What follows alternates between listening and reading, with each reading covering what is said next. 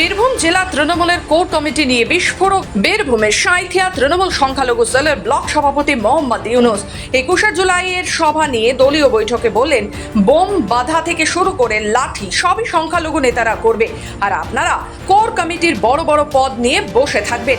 নিজের বুথেই জিততে পারেন না আপনারা, আবার জেলার দায়িত্ব নেবেন, এগুলো চোখে আঙুল দিয়ে বোঝানো দরকার। বীরভূমের শিউরিতে 21 জুলাইয়ের প্রস্তুতি বৈঠকে এমন কথা বলেন বীরভূমের সাঁইথিয়া তৃণমূল সংখ্যালঘু সেলের ব্লক সভাপতি মোহাম্মদ ইউনুস। এমনই একটা ভিডিও সামনে আসতেই শুরু হয়েছে চর্চা। শুধু মুসলিমদের তৃণমূল নয়, সেখানে ম্যাক্সিমাম বুথ দেখা যাবে হিন্দু বুথ।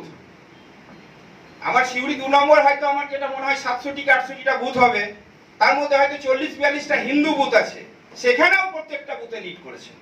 এই হচ্ছে নুরুলদা, এই হচ্ছে আপনার কাজল শেখ। আমাদেরকেও আগামী দিনে ঠিক সেইভাবেই কিন্তু সংগঠিত হতে হবে। জেলাতে এমন কিছু আমরা নেতা দেখছি যাদের অবস্থা কিন্তু খুব একটা ভালো নয়। তারা জেলার বড় বড় পদে হয়তো বসে আছেন, কিন্তু তার বুথের রেজাল্টের অবস্থা খুব খারাপ। এগুলো কিন্তু ভাবতে হবে, এগুলো মূল্যায়ন করতে হবে।